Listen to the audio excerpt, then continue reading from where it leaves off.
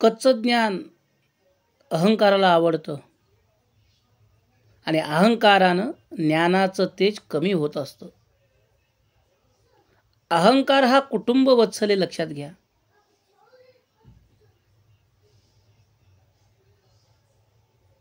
ममता त्याची पत्नी आहे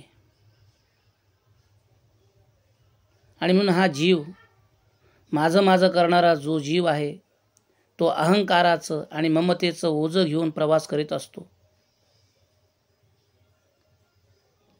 अहंकाराचा वारा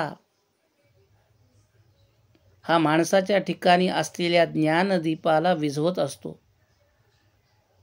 म्हणून आपला ज्ञानदीप विझू नये असं ज्याला वाटतं त्या साधकानं आपला भक्तीचा पहारा दिला पाहिजे.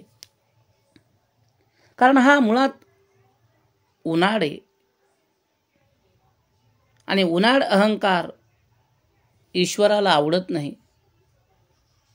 हा अस्पृश्य आहे, तो परमात्म्याला पसंत नाही आहे.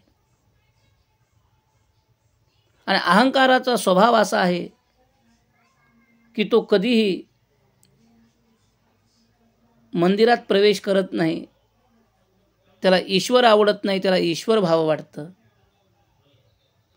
ज्ञानोबराय म्हणले, नवल अहंकाराची गोठी विशेषे न लगे अज्ञाना पाठी.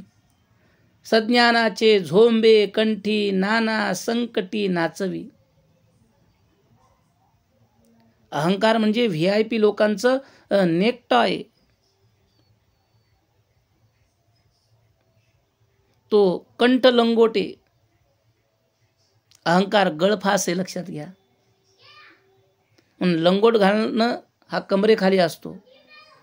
गळा धारण करणारा नेकटॉय अहंकारही निरर्थक आहे, तो गळ्यात असता कामा नये.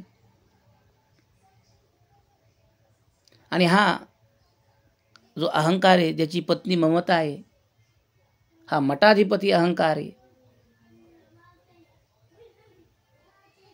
आणि म्हणून ईश्वरासोबत नातं जुळवत असताना अहंकाराची आणि ईश्वराची कधीही पत्रिका जुळत नाही. अहंकार हा जीवाच्या पत्रिकेतला उग्र मंगळ आहे. अहंकाराचा मंगळ नसलेली पत्रिका भक्तीला हवी असते. अमंगळ पत्रिका भक्तीचं काहीच वाकडं करू शकत नाही. अमंगळ अहंकार सर्व मंगला भक्तीला स्पर्शही करू शकत नाही. आणि म्हणून अहंकाराच्या पोटी जन्म घेण्याच्या पातकाचं प्रायश्चित्त जीवानं ईश्वराला शरण जाण्यात आहे.